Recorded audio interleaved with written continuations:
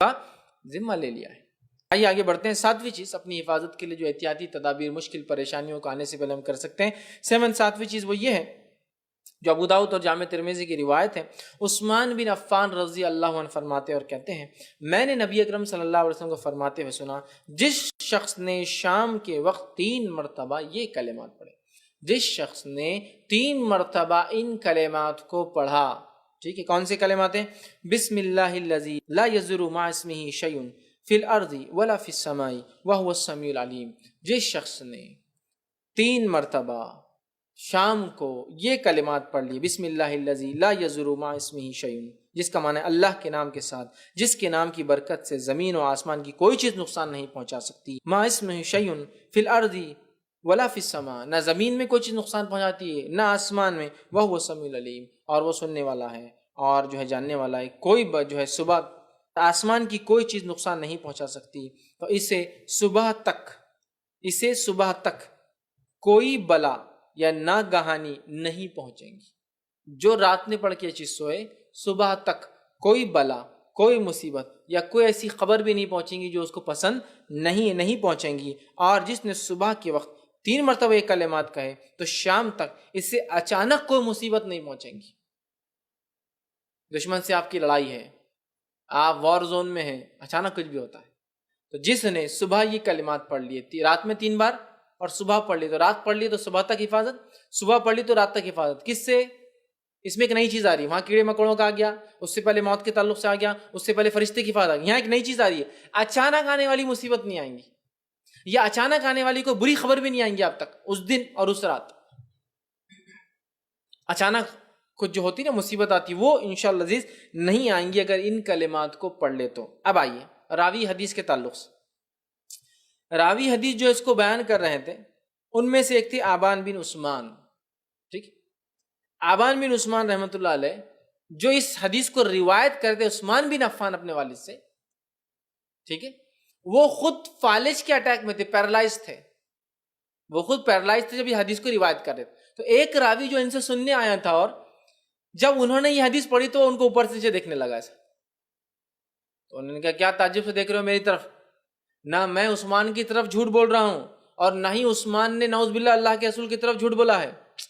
سمجھ رہے ہیں بات کو؟ جیسا کہ مثال کے طور پر کوئی آئے آپ سے کوئی چیز کہے، یا کوئی آدمی آپ سے کہہ رہا ہے اس سے اچھا کچھ نہیں ہے، اور وہ خود وہ چیز استعمال نہیں کرتا ہے، تو آدمی دوسرا آدمی دیکھ رہا ہے، اچھا ارے نہیں بھائی میں یہ ابھی استعمال کروں گا ابھی، سمجھ رہے نا آپ، ایکسکیوز دیتا ہے۔ تو جب یہ راوی حدیث بیان کر رہے ہیں یہ بات، تو خود پیرالائزڈ ہے، فالج کے اٹیک میں ہے، تو سننے والا بول رہا ہے اچھا تم مجھے حدیث سنا رہے ہو، تم کیسے اٹیک میں آئے، جبکہ تم کو تو پتا تھا نا صبح یہ پڑھ لو شام یہ پڑھ لو 3 مرتبہ تو محفوظ رہیں گے۔ تو وہ کہتے دیکھو نہ میں عثمان پر جھوٹ باندھ رہا ہوں، اور نعوذ باللہ نہ عثمان نے اللہ کے رسول صلی اللہ علیہ وسلم پر جھوٹ باندھا، ٹھیک ہے۔ پھر وہ کہتے ہیں جی میں جھوٹ لگایا ہے، لیکن جس دن مجھے یہ فالج کا اٹیک ہوا تھا اس دن میں بڑا غصے میں تھا، اور غصے کی وجہ سے وہ دعا پڑھنا بھول گیا، اور اسی دن مجھے اٹیک آیا۔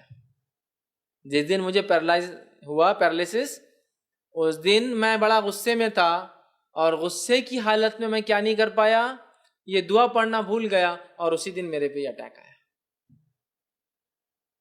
دیکھیں مطلب وہ روز پڑھتے تھے، اور جس دن نہیں پڑھا اس دن اٹیک آ گیا۔ تو صحابہ تابعین، میں نے کہا نا ایسا عمل تھا جو بات سن لیتے نا بالکل ایک دم جو کیسے چپک جاتے اس کو، کرنا ہی ہے اس پر عمل کرنا۔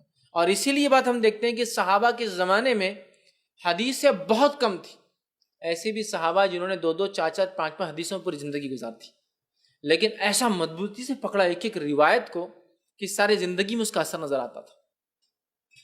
ہمارے پاس کیسا حدیث کا ذخیرہ ہے، ایسا کتاب کھولیے، ایسا گھروں میں آپ دیکھیے بخاری، مسلم، ابو داؤد، جامع ترمذی، یہ موطا امام مالک، موطا امام محمد اور بزار اور حاکم، مستدرک، لائن لگی ہوئی ہے، لیکن ان کے نام پڑھنے کو بھی ٹائم نہیں اپنا، کتنے نام لکھے اس میں۔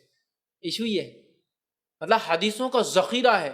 مسند احمد، ہزاروں لاکھوں کی روایتیں موجود ہے گھروں میں، پڑھنے کا ٹائم نہیں۔ صحابہ روایتیں موجود نہیں، کوئی ایک بیان کرتا ہے تمہارے پاس کیا، بتاؤ اس تصدیق کرو کہ تم نے کس سے سنا، روایت بتاؤ، ماشاءاللہ اگر یہ ثابت ہوگی تو عمل شروع، ساری زندگی لگے اس پہ، سمجھ رہا، ایک بات مل گئی لگے اس پہ، پوری زندگی گزاری۔ تو صحابہ کے پاس حدیثوں کے اعتبار سے علم کم تھا چونکہ جمع نہیں ہوئی تھی، لیکن عمل کے اعتبار سے جتنا ملانا 100%۔